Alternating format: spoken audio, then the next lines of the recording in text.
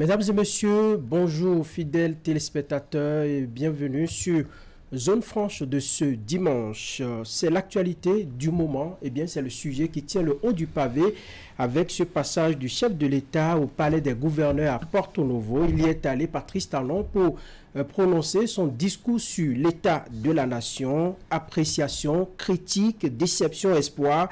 Les commentaires vont dans tous les sens. Les commentaires, oui, vont bon train sur les réseaux sociaux, dans les journaux, un peu partout, dans les assemblées. Mais au-delà de tout, quelle lecture en fait le politique lui-même de ce qu'a dit le chef de l'État face à la représentation nationale?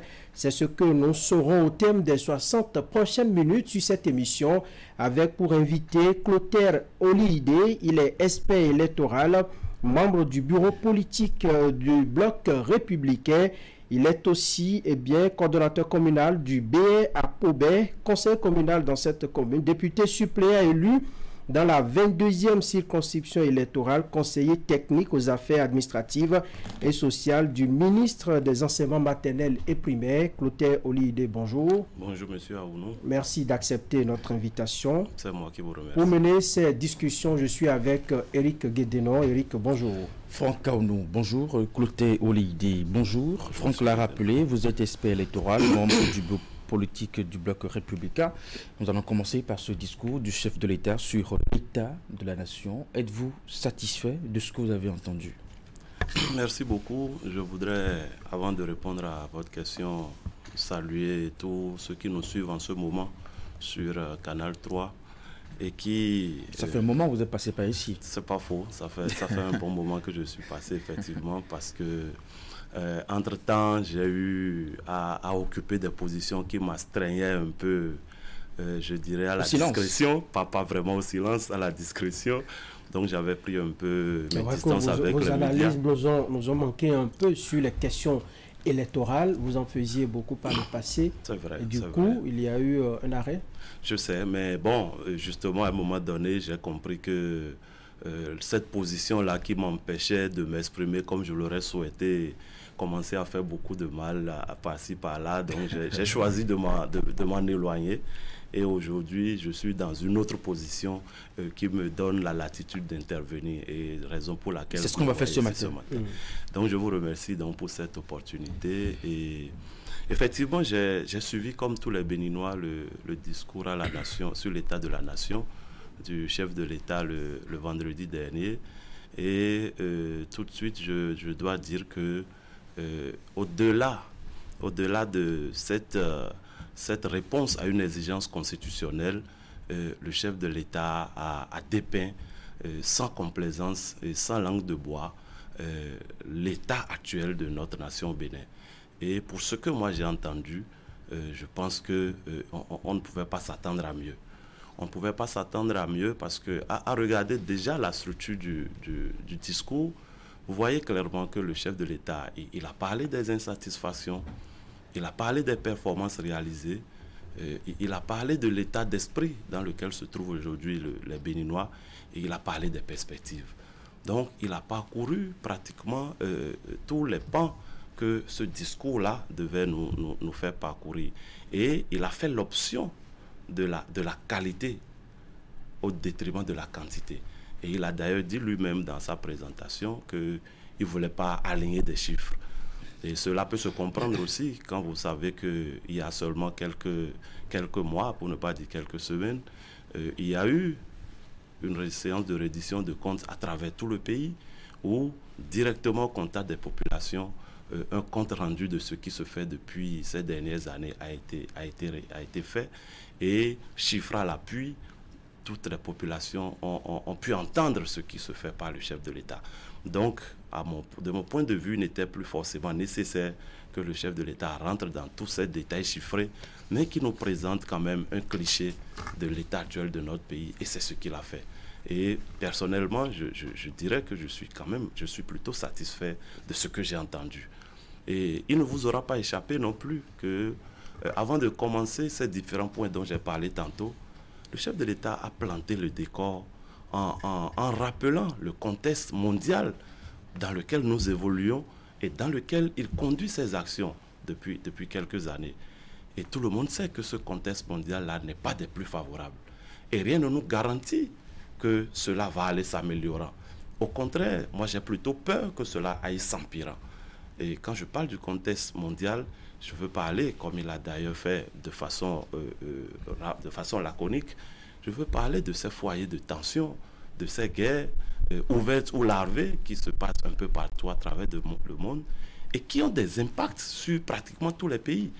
Parce que vous verrez que quand vous prenez la guerre entre la Russie et l'Ukraine, vous verrez que ces pays-là, ce sont des pays qui, quelque part, produisent des denrées qui sont utiles ou nécessaires à plusieurs pays dans le monde. Que ce soit en termes de gaz, en termes de pétrole, en termes de céréales.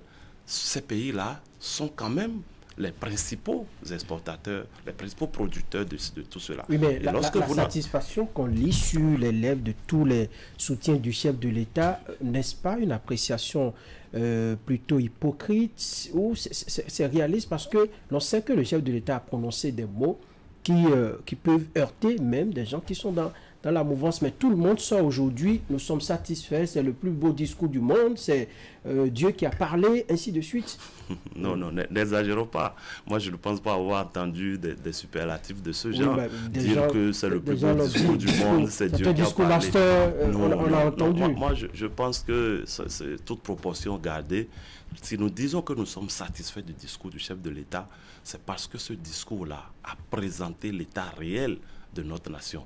Mais si le chef de l'État lui-même a commencé par, comme je le disais tantôt, planter le décor pour montrer que son nation se mène dans un contexte plutôt difficile, et ça, ce n'est pas spécifique au Bénin. S'il a commencé par évoquer les insatisfactions, en parlant de la question de la sécurité, en parlant de la question du pouvoir d'achat, mais on ne peut pas nous dire qu'il n'a pas évoqué ce qui ne va pas. Mais dès lors qu'il a évoqué ce qui ne va pas, avant de dire ce qui marche, mais je ne vois pas pourquoi on ne devrait pas se satisfaire de ce qu'il a évoqué, tous les pans qu'il devrait aborder. Dire que nous sommes satisfaits du discours du chef de l'État ne veut pas dire que tout ce qui se fait est parfait et qu'il n'y a pas de problème. Non, il faut faire la part des choses. Donc, quand je dis que je suis satisfait de ce que j'ai entendu, c'est parce que le chef de l'État a fait une présentation réaliste de la situation. Mais je ne dis pas, et d'ailleurs lui-même ne l'a pas dit, que tout va pour le mieux dans le meilleur des mondes. Mais ça, ce n'est pas possible. Vous avez checké un peu au niveau de votre parti politique, le Bloc républicain, c'est unanime cette appréciation que vous faites là. Mais pourquoi voulez-vous... des micros et des caméras. Pourquoi voulez-vous que nous soyons plus réalistes que le roi? La personne qui a présenté la situation elle-même a reconnu, et nous en sommes tous conscients, et évidemment ça ne pouvait même pas en être autrement, que tout ne va pas pour le mieux dans le meilleur des mondes. Mais pourquoi est-ce que nous allons aller... Quand le chef de l'État il parle, c'est que vous alliez tous derrière, on ne peut pas trouver des points positifs. Mais les points positifs et les points négatifs, il les a abordés. Et ce qu'il a dit, mais même vous, M. Aounou, vous devez reconnaître que ce n'est pas faux ce qu'il a dit. Je ne suis pas politique. Alors, par exemple, on n'a pas besoin d'être forcément politique pour savoir qu'on a des problèmes sécuritaires. On n'a pas besoin d'être politique pour savoir qu'on a des difficultés par rapport au pouvoir d'achat. Ça, c'est connu. Mais ce n'est pas parce que c'est connu que rien ne se fait pour y remédier. Donc, le chef de l'État a dit ce qui ne va pas. Mais il a en même temps dit que des efforts se font pour y remédier. Et ce n'est pas parce qu'on n'est pas encore arrivé à résoudre totalement une question qu'il faut dire que rien ne va. Alors, politiquement, avez-vous l'impression que le chef de l'État a profité de ce discours pour régler des problèmes? Régler des problèmes, je ne le dirais pas exactement comme ça. Mais je peux dire que le chef de l'État a saisi l'occasion pour faire des mises au point. Je préfère le dire comme ça. Faire des mises au point parce que, vous savez... Vous pensez que c'était vraiment l'occasion de faire des mises au point à l'Assemblée nationale quand on s'adresse à sa nation? Vous savez, c'est le chef de l'État qui conduit la politique de la nation. C'est lui qui est au gouvernail, c'est lui qui travaille au quotidien. Et ce n'est encore que lui qui peut apprécier, au regard des défis auxquels il est confronté, qui peut apprécier à quel moment ou à quel autre il veut parler de tel ou tel aspect. Mais rien ne nous dit qu'avant qu'il ne vienne en parler, le vendredi dernier à l'Assemblée, il n'a pas eu l'occasion d'aborder ces points-là dans d'autres cercles avec les personnes intéressées. Mais peut-être qu'il a estimé que, cette fois-ci, de façon... Les personnes intéressées, c'est aussi les opposants. Pas que. Les a-t-il rencontrés pour pas en parler? Je dis il y a les mouvanciers, il y a les opposants. Il y a également nous qui sommes à la maison, qui écoutons la société civile, toutes les composantes de la nation.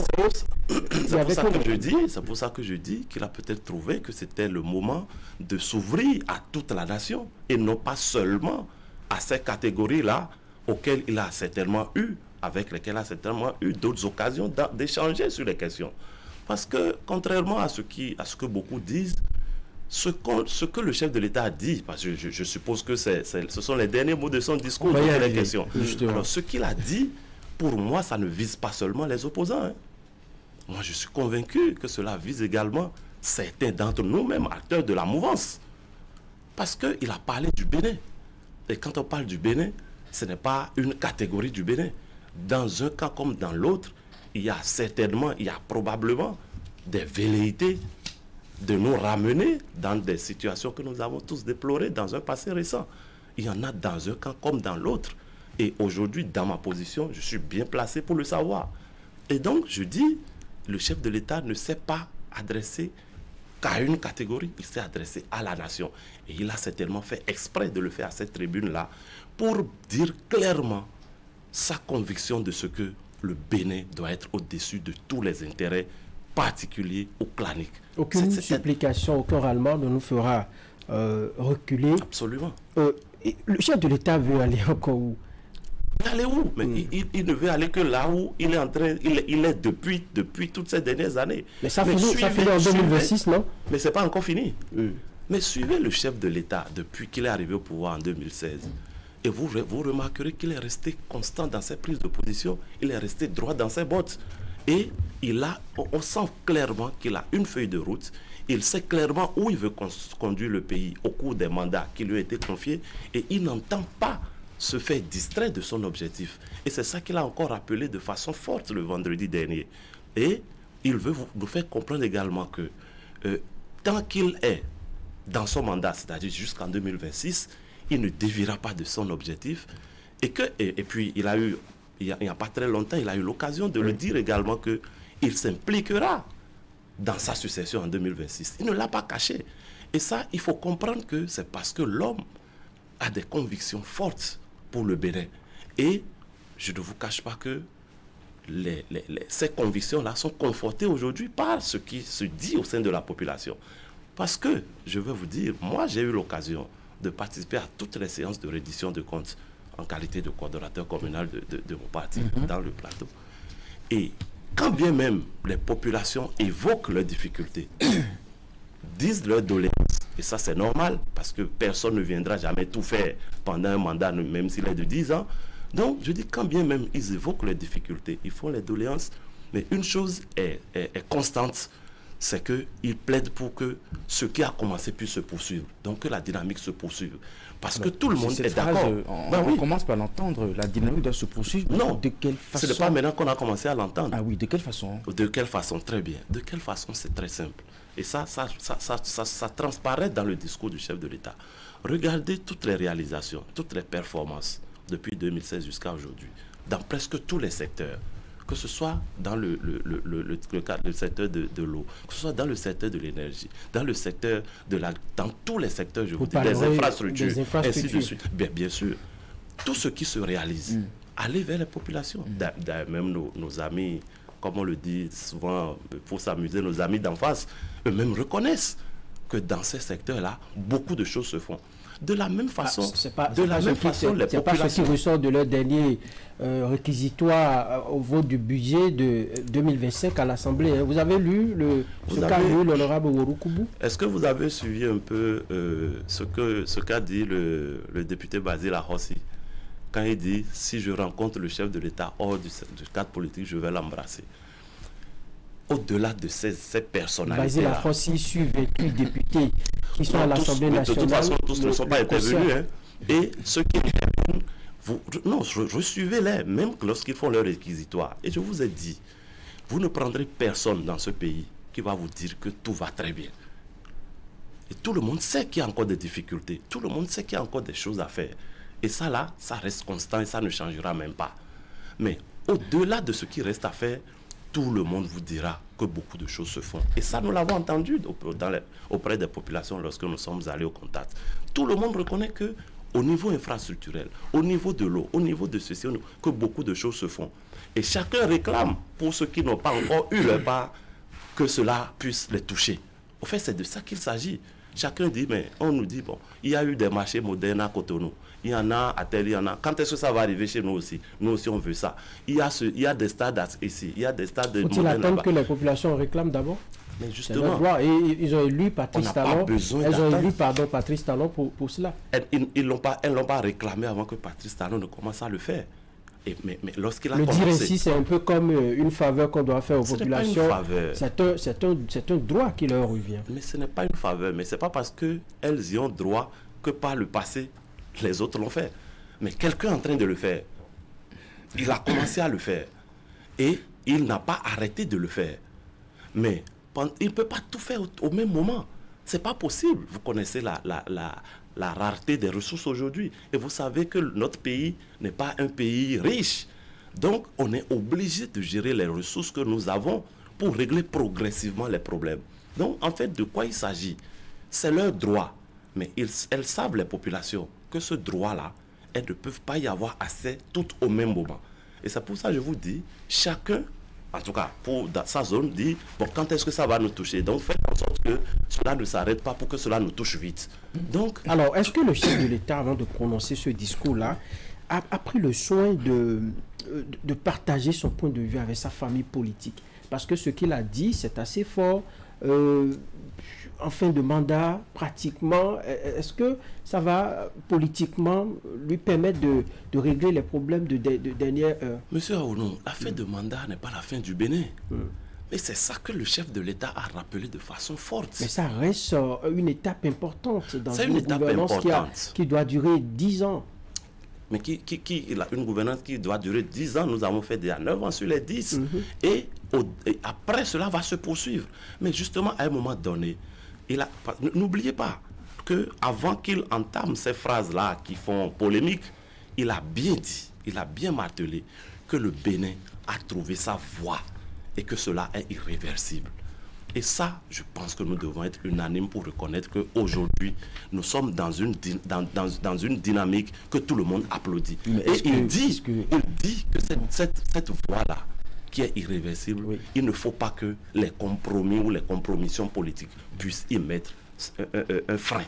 Donc, est-ce que ce n'est pas trop exagéré? Parce que nous sommes dans une démocratie. C'est le peuple qui trace la voie. C'est le peuple qui trace son chemin. Alors, si Patrice Talon le dit, est-ce qu'il a dit que c'est ce que veut l'ensemble des Béninois? Est-ce que vous avez... se précipiter? On peut attendre 2026 pour voir ce que le peuple dira. C'est à croire qu'on est déjà convaincu que la dynamique va rester et on va tout faire pour que ça reste justement. C'est pour ça que je vous demandais, mais quand vous estimez que la dynamique doit se poursuivre, comment? Vous pensez que Patrice Talon reviendra ou vous faites en sorte... Comment? Non. Moi, je n'ai jamais entendu Alors, le président Talon dire quelque part qu'il va continuer lui-même à être au volant. Je ne l'ai jamais entendu dire ça quelque part. Et c'est pour ça que il faut comprendre l'invite du chef de l'État comme une invite à aller au-delà des individus. Il a dit clairement au-delà de sa personne. Et au-delà de même sa propre personne. Le Bénin va au-delà de nous tous, y compris de la personne de Patrice Talon. Et c'est l'erreur que beaucoup commettent aujourd'hui en focalisant sur la personne de Patrice Talon. Et je pense que quelque part, lorsque le président Talon dit ses convictions de façon aussi forte, c'est pour amener ses compatriotes, surtout ceux qui font une fixation sur sa personne, à aller au-delà de sa personne. Le Bénin est intemporel et le Bénin n'est pas un individu. Donc, à partir de ce moment-là, ce que le chef de l'État veut faire comprendre, c'est que la dynamique dans laquelle nous sommes et dont tout le monde voit les fruits, il faut tout faire pour qu'elle ne s'arrête pas. Et il dit sa conviction. Mais quand il a fini de dire sa conviction, il n'empêche pas ceux qui sont en face de dire également la leur. Et conviction contre conviction, mais nous irons au front. Parce que tout le monde sait qu'il y aura les élections en 2026. Mais pourquoi vous ne voulez pas que déjà maintenant, le chef de l'État dise sa conviction de ce que, en 2026, la dynamique qu'il a commencé va se poursuivre. Il dit sa conviction. Et il est convaincu également que le peuple, parce que, j'ouvre une parenthèse, j'entends souvent tout le monde se dire le peuple veut ceci, le peuple a dit cela. Mais on n'est que des portes, chacun porte la parole du peuple comme il l'entend. Mais qu'est-ce qui vous dit que malgré tout ce qui se dit là, on a faim? Bon, c'est la rhétorique, on connaît cette phrase-là. Mais pour vous, c'est simple? C'est simple pour personne. Enfin, c'est simple pour personne. Vous banalisez. Non, pas du tout. Mais quand ça revient comme une rhétorique, comme si tout le Bénin se limitait, on devrait s'empêcher de le dire. Qui a empêché quelqu'un de le dire? Mais on a dit ça sous Boni Yahi, on a dit que la vie est chère. On le dira encore sur celui qui viendra après Patrice Talon. Oui. Mais c'est ça que je vous dis. Mais on peut pas réduire le développement d'un pays seulement à on a faim. Il y a beaucoup de paramètres. Je ne nie pas le fait que on a faim. Je ne le lis pas. C'est ça. C'est là où je voudrais qu'on se comprenne. Et même le chef de l'État l'a dit dans son discours. La cherté de la vie et les difficultés des populations à satisfaire leurs besoins. Mais il a précisé ensuite que c'est l'objectif de la gouvernance. C'est la finalité, c'est là où nous allons. Mais parce qu'on n'est pas encore arrivé là, on ne peut pas empêcher les gens de le dire. Mais dans le même temps, on ne va pas limiter tout le discours politique à on a faim. Mais c'est de ça que moi je parle. Ça ne veut pas dire qu'on banalise le fait qu'on a faim. On ne peut pas limiter tout à on a faim. Donc, moi je dis, oui. Le président Patrice Talon exprime sa conviction. En face, qu'ils expriment les leurs. Pourquoi vous dites en face, Patrice Talon est élu pour tous les Béninois? Oui, mais Patrice Talon est élu pour tous les Béninois, oui. Mais tout le monde sait que tout le monde ne partage pas la vision de Patrice Talon.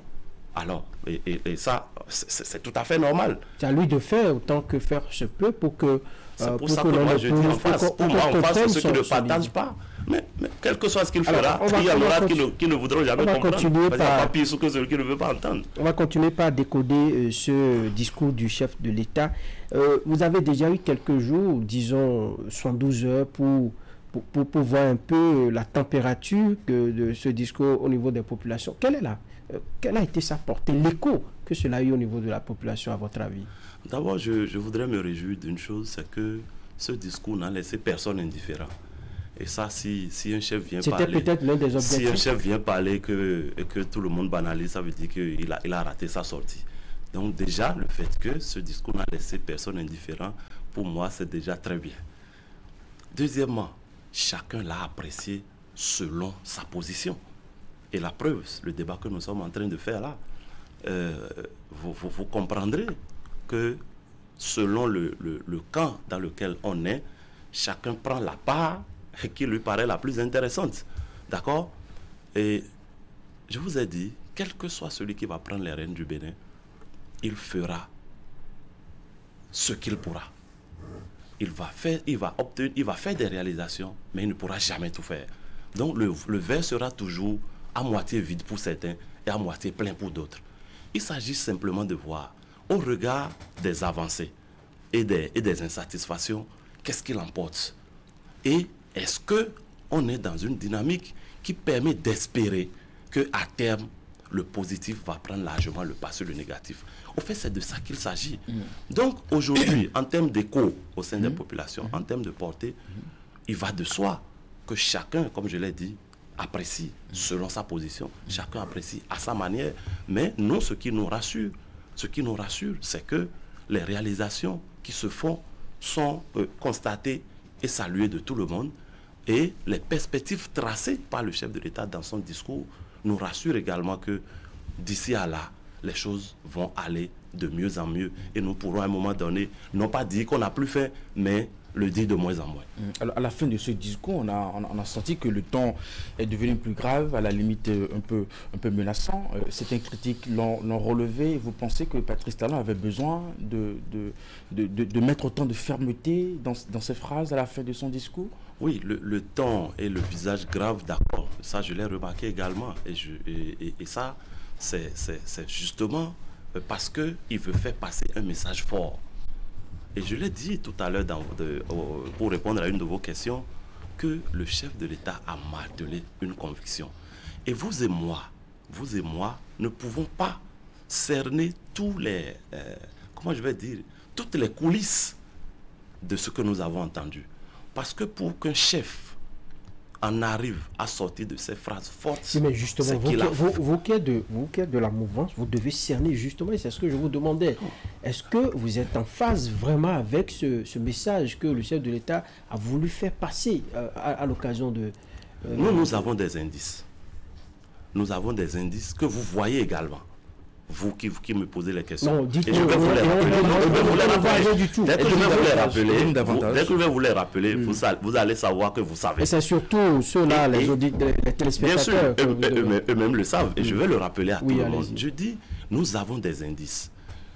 Le dernier indice en date, ou plutôt l'indice le plus récurrent depuis quelques années, vous verrez que tous les projets de budget de l'État introduits à l'Assemblée ont été systématiquement rejetés par les députés de l'opposition. Ça veut dire quoi? Systématiquement. Mais, je viens, laissez-moi finir. Oui. Laissez-moi finir.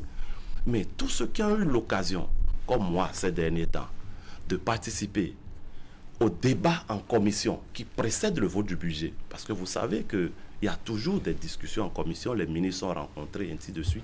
Tous ceux qui ont eu l'occasion de participer à ce débat-là auront constaté que, même sinon, d'abord les députés de l'opposition reconnaissent que ce qui se fait est bien. Je le dis et je suis prêt à le répéter devant eux quand ils vont s'asseoir, parce que j'ai eu l'occasion d'y participer. Ils saluent ce qui se fait. Mais au moment de voter le budget, ils votent contre. Ça veut dire quoi? Un problème. Non, attendez, vous m'avez posé une question. Je vais vous répondre. Allez-y. Je dis, à partir du moment où les mêmes qui apprécient votent contre, ça veut dire que l'objectif ou la raison pour laquelle ils votent contre se trouve ailleurs que dans ce qui leur a été soumis. Vous semblez savoir cela, dites-nous, c'est où? Non, c'est pas moi qui vais le dire. Non, dites-nous. Ah non, je ne vais pas le dire à leur place, mais je dis, je constate. Et vous dites ça, le peuple va non, apprécier. Le peuple a déjà compris ce que je dis. C'est pas évident. Si, dans je ne veux pas, sur ce plateau, on ne comprend pas. Non, vous comprenez. Je sais que vous comprenez et ils comprennent. Les raisons sont ailleurs. Je dis, la conclusion que moi je tire, et je ne veux pas aller plus loin, c'est que les raisons sont forcément ailleurs. Ils font de la politique politicienne, par exemple. Mais c'est évident. Vous venez, oui, on va y arriver. Oui, mais attends, on va y arriver. Non, mais voilà. C'est évident. C'est pourquoi je dis... Ils reçoivent des instructions de quelqu'un de je ne veux pas le savoir. Je ne sais pas d'où ils tiennent leurs instructions ou pas. Mais je dis, les raisons sont ailleurs et ça ne peut être que dans des questions de politique politicienne. Puisque le document technique qui précise ce qui est fait, ce qui doit être fait, ils l'ont apprécié par ailleurs. Mais ils viennent politiquement, ils rejettent.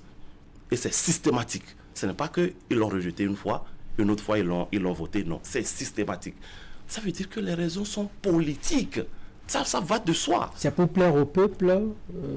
Je sais que vous voulez m'amener quelque part où je ne veux pas aller. Je n'irai pas là où vous voulez m'amener.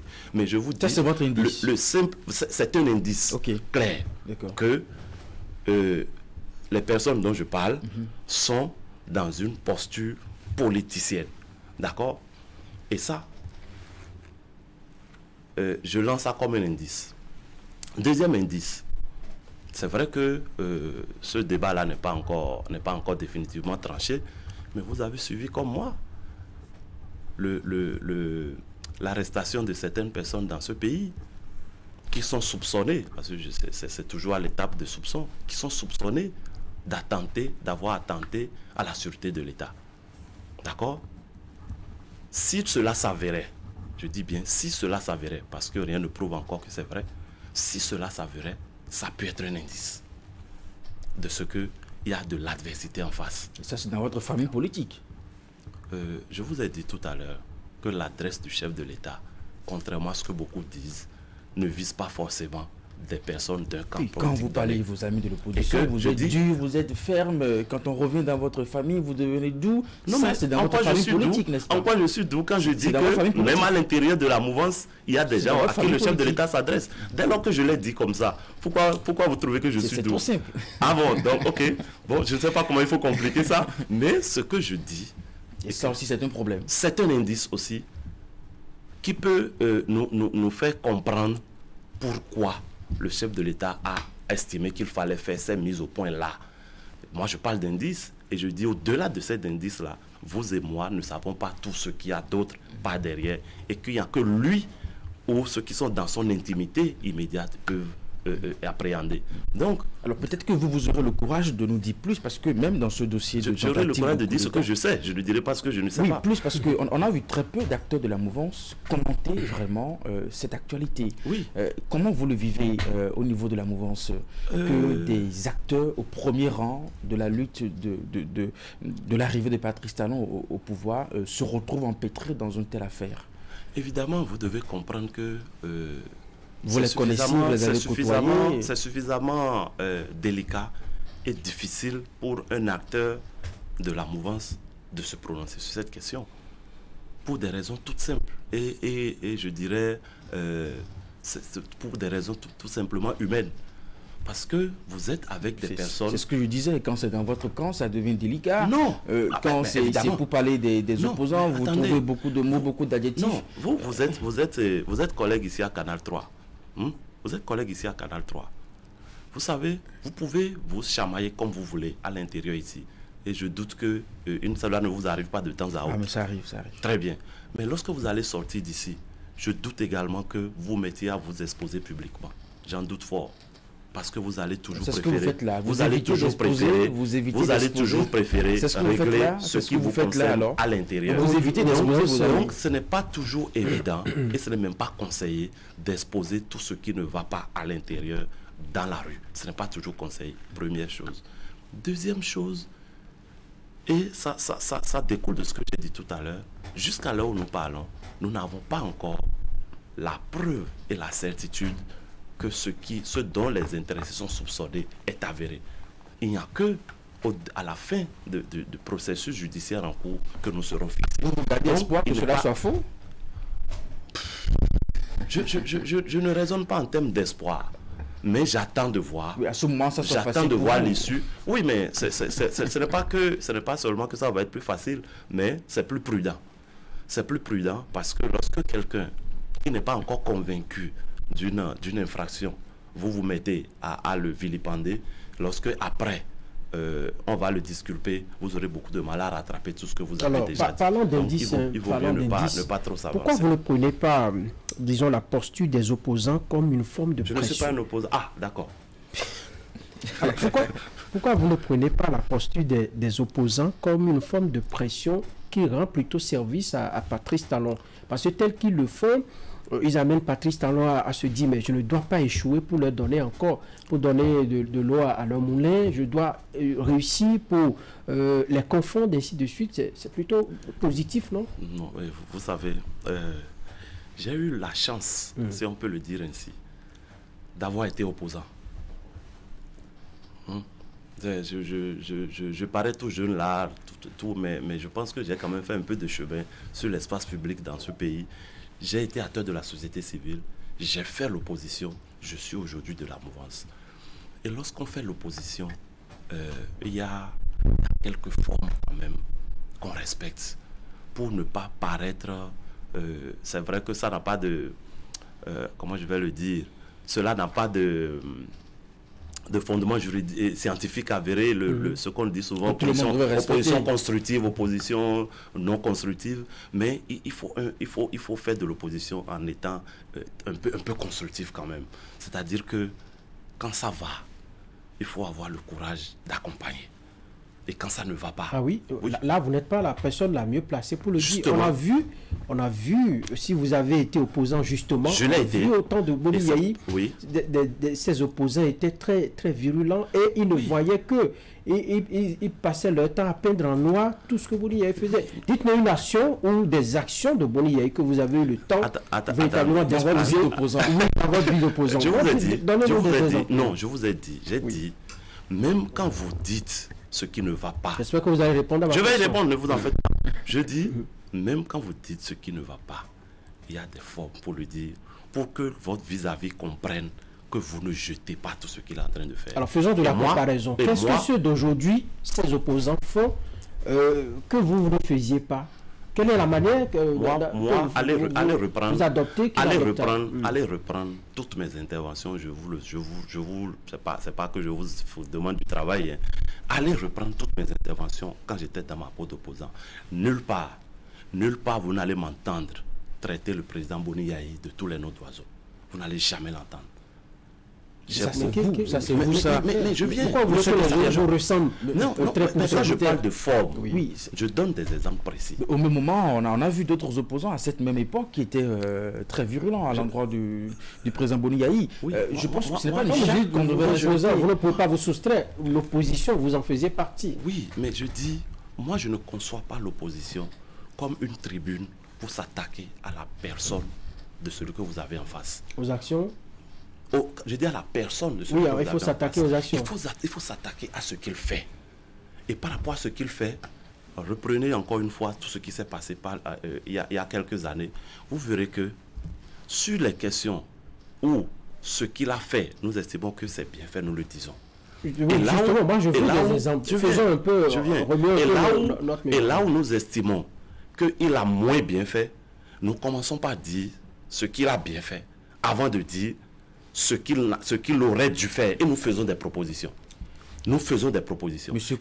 Et ça aujourd'hui, ça manque fortement. Donc je dis, nous faisons des propositions. Parce que c'est en faisant des propositions que vous démontrez que ce à quoi vous en prenez, c'est ce qui se fait et non pas la personne qui le fait.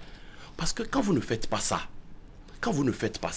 vous ne faites aucune proposition, mais que vous contentez de dire non, lui là il ne fait rien il ne fait pas bien, mais c'est comme si... Monsieur Olidé, autre temps, autre mœurs, les contextes ne sont peut-être pas les mêmes. Les gens ont même dit, on entend les opposants dire que le régime est allergique aux critiques, le régime n'aime pas qu'on critique, tous ceux qui critiquent se retrouvent là où vous savez. Mais moi je rapporte ce qui dit. Mais j'entends ça aussi, j'entends ça aussi, mais je vous dis, nous avons critiqué le président Boni Yahi dans ce pays. Mais pourquoi nous n'avons pas mieux fait? Le régime actuel, peut-être que Boni Yahi, lui, il est ce qu'il est. Non, ce n'est pas ça. C'est parce que nous n'avons pas fait, nous l'avons pas fait tel que cela se fait là. Parce que il faut faire la différence entre critiquer un régime et diffamer quelqu'un. Parce que vous ne pouvez pas prendre la parole pour dire pour vous attaquer à la vie privée des personnes, pour diffamer des personnes et dire pourquoi est-ce qu'on vous interpelle. Il n'y a pas de logique dans ça. Il n'y a pas de logique dans ça. Donc, Monsieur Clotaire, nous avons entendu le chef de l'État. Alors là, on n'est pas encore sûr s'il est en train de parler de la gouvernance de Boni Yahi. Il parle d'un passé honteux. Il va plus loin. Il parle que finit l'usurpation du pouvoir politique par des valeurs d'illusion, des vendeurs d'illusions incompétents et mal intentionnés. Si je suppose qu'il est en train de qualifier le régime de Boni Yahi d'incompétence, de honteux, c'est que tout ce qu'on a connu de 2006 à 2016, il n'y a rien de compétent. Attention. C'est justement là où je dis il faut faire attention. Il n'a dit nulle part que tout ce qui a été fait. Ça dit que il faut savoir toujours. Quand le passé est honteux, c'est que c'est honteux. Il n'y a rien à tirer de bon. Vous voulez que je vous donne des exemples? Non, il n'y a rien à tirer de bon dans ce passé. Vous voulez que je vous donne des exemples? On a vécu.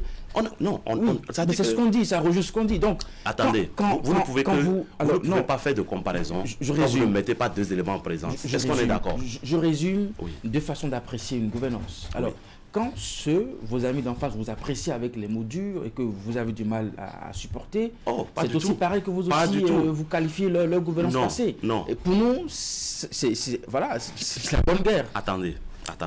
Je dis, on ne peut pas faire de comparaison quand on n'a pas deux éléments en présence. D'accord?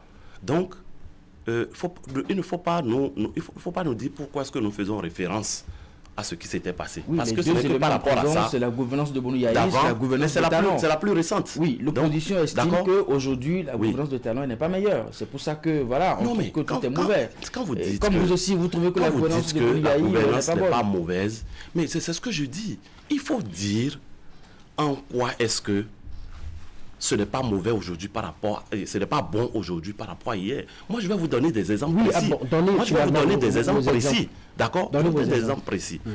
Aujourd'hui, quand je prends la gouvernance financière, je commence par là. D'accord? Vous devrez être d'accord avec moi que les poches de déperdition de ce fonds, de l'argent de l'État aujourd'hui, ne sont plus aussi multiples qu'avant. Moi, je ne peux pas vous dire que tout est déjà réglé. Ah non, c'est ce que vous dites. Non, je n'ai jamais dit ça. Et je le répéterai jusqu'à ce que je quitte ici. Je n'ai jamais dit que tout va bien dans le meilleur des mondes. Mais je dis, il y a des avancées, il faut le reconnaître. Donc, aujourd'hui, voilà un exemple. Deux, vous n'allez jamais voir le président Talon aller quelque part et dire de quoi vous avez besoin ici, donnez-le 30 millions. Et là-bas, mettez 100 millions pour régler ceci. Vous n'allez jamais voir ça. C'est de la rigueur dans la gestion des fonds de l'État. Est-ce que ça n'est pas lié à sa personne? Non, justement. La gestion n'est pas une affaire de personne. Ce sont des principes de gouvernance. Ce sont des principes de gouvernance. Et lorsque vous avez deux choses à comparer et que vous voyez que la première se comportait comme ça et que la seconde se comporte conformément au principe, comprenez qu'il y a une évolution. On peut s'entendre sur ça au moins. D'accord? Hier, il a effleuré ça dans son discours. Regardez la qualité, regardez la qualité des routes qui se faisaient hier. Regardez la qualité aujourd'hui. On me dira qu'on ne connaît pas le beau temps. Chiche. Moi-même, je ne sais pas encore. Et je ne suis pas un ingénieur des ponts et chaussées pour aller évaluer. Peut-être que je dis bien meilleur que ce que Patrice mais je dis, mais est-ce qu'on a au moins meilleur aujourd'hui qu'hier? Non, dites-le nous. Moi, je l'ai déjà dit, mais je veux savoir si vous partagez mon point de vue. Mais parce que nous tous, Béninois, nous voyons. Nous voyons tous. Mais évidemment, bien évidemment. Et ce n'est pas que les Béninois qui le voient. Et même de l'extérieur, ça s'apprécie. Oui, à quel coût? Et il a donné des notes qui ont été portées par des structures extérieures et qui classent aujourd'hui le Bénin 5e en Afrique en matière de qualité des routes. Vous avez parlé de transparence financière tout à l'heure, en prenant ça comme un point positif. Oui. Mais ces infrastructures, pour la plupart, on n'a jamais une idée de combien ça se réalise. Nous avons vu dans des batailles par le passé. Nous avons vu dans des batailles par le passé, vous insistez sur le fait qu'on doit rendre compte, n'est-ce pas, de ce qui se fait, même avec des montants à l'appui. Il y a des cadres pour rendre des comptes. Mais on ne va pas me dire que l'Assemblée nationale, on ne peut pas me dire qu'à l'Assemblée nationale, depuis 9 ans, le chef de l'État ou bien le gouvernement n'a jamais rendu compte de ce qu'il fait. Mais s'il ne rend pas compte de l'exécution du budget précédent, on ne lui donne jamais le quitus pour le budget suivant. Mais c'est sa majorité. C'est sa majorité qui vote. Mais même si c'est sa majorité qui vote, c'est tous les députés qui lisent le document avant que sa majorité ne vote. Donc, ils ne peuvent pas dire qu'ils ne savent pas.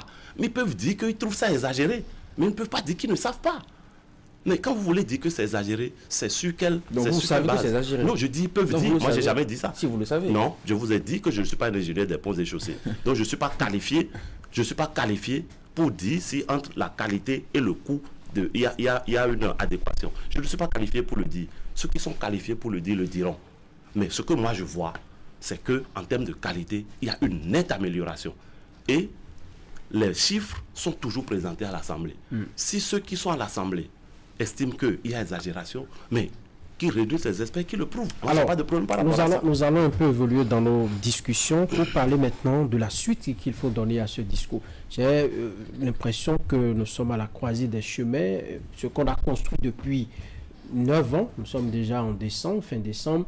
Là, nous marquons une pause et on doit faire de nouveaux choix pendant qu'il reste 1 an pour Patrice Talon pour boucler son second mandat. Je dis encore une fois, le second mandat du président Patrice Talon s'achève dans 1 an, mais le Bénin continue à le suivre.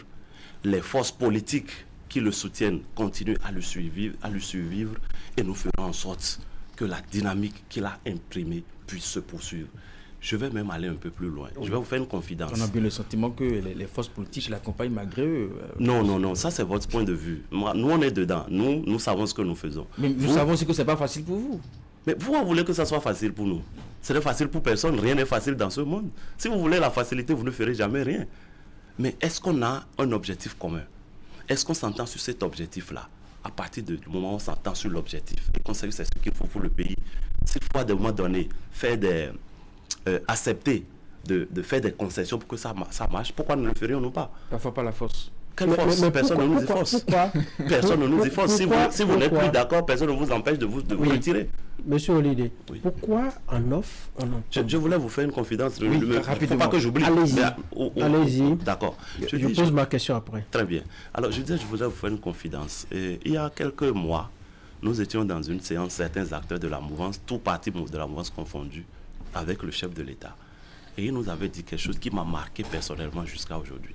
Il a dit ce que nous sommes en train de réaliser ensemble aujourd'hui et que les populations apprécient, il faut que nous fassions tout pour que cela ne s'arrête pas. Mais si vous qui êtes devant moi, qui êtes avec moi, avec lesquels je fais le travail, vous ne me rassurez pas sur votre capacité à poursuivre la dynamique, je suis prêt à aller chercher ailleurs, y compris en face, pour que cela se poursuive. Je vous dis, il l'a dit comme ça. Dans la salle, nous étions tous, c'est comme si une chape de plomb s'est abattue sur la salle. C'est pour vous dire quoi? C'est pour vous dire que le chef de l'État, le président Patrice Talon, encore une fois, est convaincu de là où il veut que le Bénin aille. Et au-delà de nos individus, il veut se donner les moyens de nous y amener. Donc, que ce soit lui-même, que ce soit parmi nous, les acteurs de la mouvance actuelle, ou ailleurs, ce n'est pas ça le plus important pour lui. Et nous, on en est conscients. Merci. Mais nous, on travaillera, on travaillera avec lui. Vous l'avez commenté. Nous, on travaillera avec lui. Vous l'avez commenté. Commenter, c'est pas, j'ai pas compris. Oui, est-ce que quand il a dit ça, est-ce que vous avez pris la parole? Je vous dis, personne n'a bronché parce que personne ne s'attendait à ça. Mais dans quelle démocratie? Je dis, personne ne s'attendait à ça. Et vous pensez qu'il en est capable? Mais il a dit avec une telle conviction et connaissant l'homme. Qui peut le faire? Je sais qu'il en est capable. Parce qu'au-delà de sa personne et de nos clans, ce qui lui importe, c'est à un an de la fin de mandat, est-ce qu'en ce moment, le chef de l'État ne devrait pas tenir un discours du genre, parmi vous, je sais qu'il y en a qui peuvent le faire, lorsqu'il dit, si parmi vous, vous n'êtes pas capable de poursuivre la dynamique, je suis capable d'aller chercher, je suis en mesure d'aller chercher ailleurs, oui, même en face. Est-ce que ça ne pose pas, un problème? Non, ça veut dire que vous n'avez pas compris alors dans quel sens il a parlé. Parce que moi j'ai compris. Parce qu'il a dit si parmi vous. Si parmi vous. Oui, si. Ça veut dire quoi? Il a travaillé avec vous tous pendant ça veut dire que je vous lance un défi. Ça veut dire je vous lance un défi. Faites tout. Faites tout pour vous organiser, pour poursuivre la dynamique. Alors, c'est un défi qui nous a lancé au fait. Qu'est-ce que cela... Et ça doit nous motiver, nous, justement, à travailler à ce que la dynamique se poursuive par nous et non pas par d'autres. Mais c'est ça le sens de son message. Ça fait 9 ans que vous l'accompagnez. Ça fait 9 ans que les partis politiques accompagnent son action. Oui. Qu'il se pose la question aujourd'hui... Il ne s'est pas posé la question. Oui, si. Il nous lance un défi. Oui, alors même si sans le besoin de vous lancer un défi, est-ce qu'il n'y a pas un malaise? Il n'a pas suffisamment confiance en vous, vous n'êtes pas suffisamment outillé. Okay, d'accord. Durant 9 ans, vous n'avez pas fait vos preuves. Cela ne traduit-il pas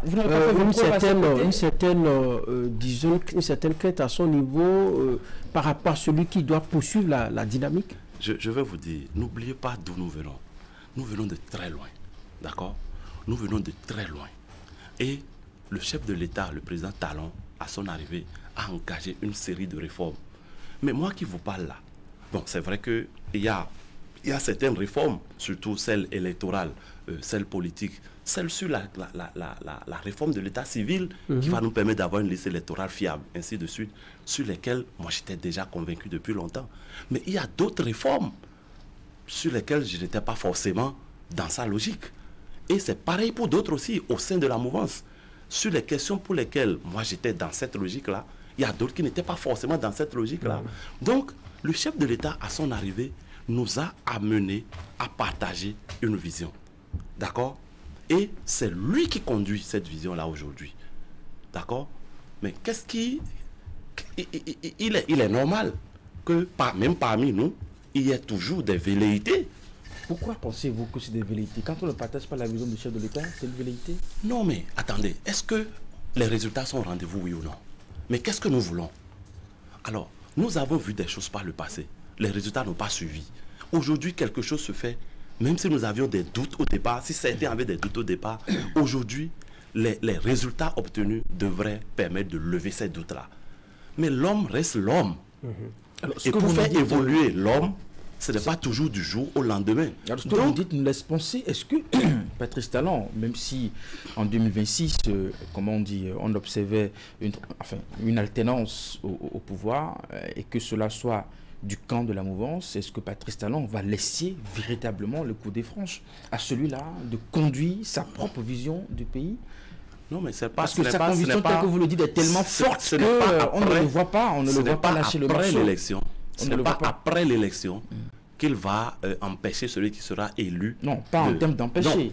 Puisqu'il que... tient à ce qu'avec sa conviction que la vision qu'il conduit puisse se poursuivre. Mais cette vision-là... Est-ce que dans l'ombre, même avec un changement à la tête du pays, est-ce que dans l'ombre, Patrice Talon va pas continuer, n'est-ce pas, par guider cette division? Mais justement, c'est pour que on n'en arrive pas là, qu'il préfère s'impliquer avant l'élection, c'est-à-dire dès maintenant, pour s'assurer que celui qui va lui succéder va rester dans sa dynamique. Donc, c'est maintenant que le travail doit se faire, justement. Et il ne l'a pas caché. Alors, il a dit qu'il va s'impliquer dans les tractations pour 2026 pour s'assurer que celui qui prendra la relève sera celui le plus indiqué. Il ne l'a pas caché. Donc, ce n'est pas après l'élection qu'il va l'empêcher de faire ce qu'il veut. On dira un mot tout à l'heure de la demande d'audit du fichier électoral formulé par l'opposition qui se bat pour cela. On parlera de l'opportunité et de la pertinence tout à l'heure. Mais avant, vous pensez qu'après ce discours, les politiques vont changer leur manière de faire pour un bon atterrissage? Est-ce qu'au niveau des populations, on sait désormais ce que Patrice Talon veut pour la suite? Très bien. Merci beaucoup. Ce qui est sûr, après ce discours-là, au niveau des populations, le cap est clair. Ils savent déjà, désormais, là où... Vous avez fait un sondage? On n'a pas besoin de faire un sondage pour ça. Les mots sont clairs. Ce qu'il a dit est clair. Tout le monde a compris. Maintenant, la question se pose au niveau des acteurs politiques. Ce n'est pas au niveau des populations. La question se pose au niveau des acteurs politiques. Et parce que, au fait, il a jeté la balle dans le camp des acteurs politiques. Il dit qui n'acceptera pas de compromis politique préjudiciable. Parce qu'on a toujours tendance à oublier ce pan-là, alors que tout est lié. Préjudiciable au développement. Ça veut dire quoi? Je suis ouvert aux discussions, je suis ouvert à tout compromis, mais à la condition que cela ne soit pas préjudiciable au développement. À partir du moment où il a dit ça... Et à ce moment, c'est lui qui détermine ça. Hein? Mais c'est lui qui détermine la politique de la nation pour le moment. Ça peut changer demain.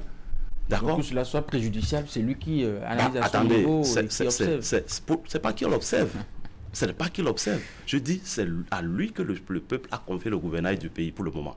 Et c'est lui qui détermine la politique de la nation.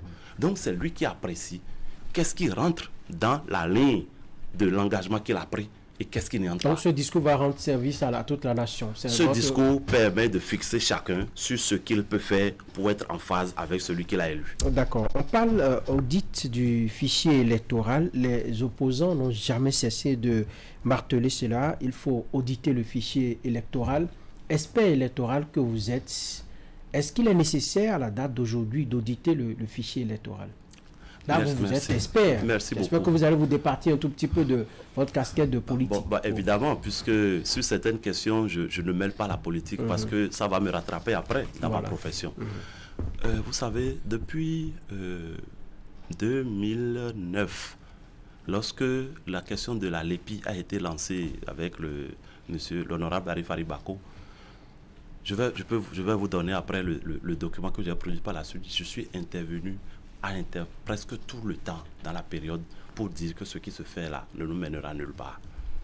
Parce que moi j'étais et je reste toujours convaincu qu'une liste électorale fiable ne peut que s'adosser sur un état civil sécurisé.